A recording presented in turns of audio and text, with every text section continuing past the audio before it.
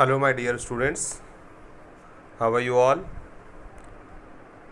I'm very sure you all might have completed the work, but one complaint I am having from all of you that I have received the homework of very few of you. आप में से बहुत कम लोगों के, मुश्किल से मुश्किल 10 लोगों का होमवर्क ही मेरे पास अभी आया है। तो बाकी लोग जब तक होमवर्क नहीं भेजेंगे फिर मैं आगे के वीडियो भेजना बंद कर दूंगा। तो आज शाम तक मेरे पास सभी का होमवर्क आ जाना चाहिए, ठीक है। चलिए अभी मैं आपको एक्सरसाइज 2.5 सिखाता हूँ, how we will solve the few more equations. Okay, now we have already solved the equations in which there were expressions on both sides, so that is the only thing which is going to happen. Fractions में आएंगे, fractions को solve करना है, LCM लेना है। अब इस exercise के लिए सिर्फ एक ही बात ध्यान रखनी है, whenever there is minus outside the bracket the sign inside the bracket will be changed. जब भी ब्रैकेट से बाहर माइनस होगा अंदर के साइन चेंज हो जाएंगे। बस यही एक फॉर्मूला है इस एक्सरसाइज में, by which you can solve all the questions. Okay, let us see the first question. X by 2 minus 1 by 5 is equals to x by 3 plus 1 by 4. So the constants are 1 by 5 and 1 by 4 and the variables are x by 2 and x by 3. तो what I have done, x by 3 को मैं x by 2 के पास ले गया, the sign of x by 3 was plus, so the other side it has become minus, and 1 by 5 has come to 1 by 4, so the sign of 1 by 5 was minus, so now it has become plus. So 1 by 4 plus 1 by 5 and x by 2 minus x by 3. You know very well कि how to solve the fractions by taking the LCM. दोनों तरफ मैंने LCM लिया, 2 और 3 का LCM 6, 4 और 5 का LCM 20, और उसके साथ जैसे हम फ्रैक्शन सॉल्व करते हैं वैसे हमने फ्रैक्शन सॉल्व किए। 3x minus 2x upon 6, 4 plus 5 upon 20, 3x minus 2x is x upon 6 is equals to 9 by 20. Since x is having 6 as denominator, so that is in division.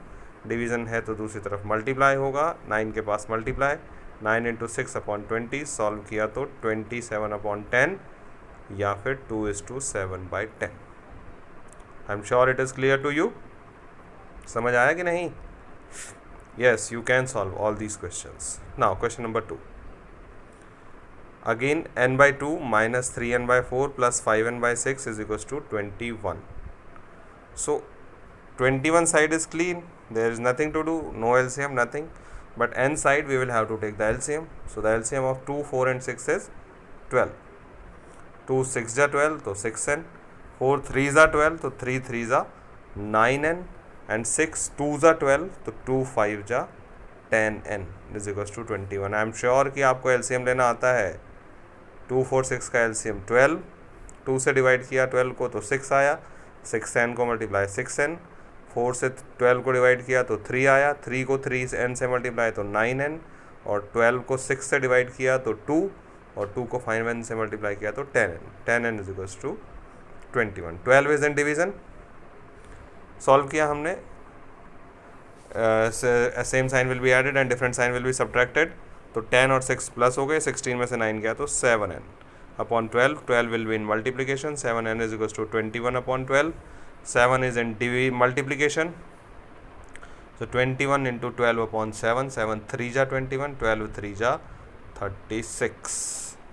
Okay, so this way the value of n is 36 in the second question. Now let's look for the third question.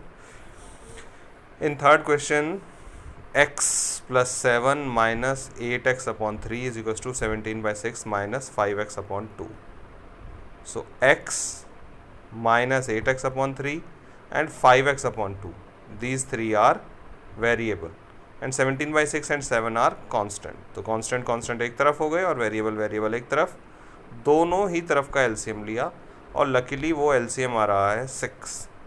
तो अगर दोनों तरफ का LCM same है या दोनों तरफ के LCM को हम वापस पहली बात तो पूरे का LCM होना चाहिए, LCM को पार्ट का नहीं होना चाहिए। अगर पूरे का LCM है तो हम उसको कैंसिल भी कर सकते हैं और टेबल से भी कैंसिल कर सकते हैं। जैसे ऊपर 6 और 20 थे फर्स्ट क्वेश्चन में, तो 2 3 जा 6 और 2 10 जा 20, वो भी किया जा सकता था। ओके, चलिए तो 6 से 6 कैंसिल हो गया। अब यहाँ क्या हुआ, 15 और 6 ऐड हो जाएंगे और 16 सब्ट्रैक्ट हो जाएगा और 17 में से 42 सब्ट्रैक्ट हो जाएगा। तो 10 माइनस 15 5x, 42 में से माइनस हुआ तो माइनस 25, 5 मल्टीप्लाई में था तो डिवाइड में गया तो 25/5 I got x is equals to -5। Okay, now let us see question number 4. What is there in question number 4? X minus 5/3 is equals to x minus 3/5. These type of questions can simply be solved by cross multiplication. Cross multiplication कैसे, 5 जाएगा x minus 5 के पास और 3 जाएगा x minus 3 के पास, क्योंकि ये दोनों ही divide में है तो दूसरी तरफ जाकर ये मल्टीप्लाई में हो जाएंगे। तो x माइनस 5 के साथ 5 मल्टीप्लाई और x माइनस 3 के साथ 3 मल्टीप्लाई। अब जो भी बाहर ब्रैकेट से बाहर है वो दोनों के साथ जाएगा। तो x के साथ 5 से मल्टीप्लाई तो 5x और 5 से मल्टीप्लाई तो 25।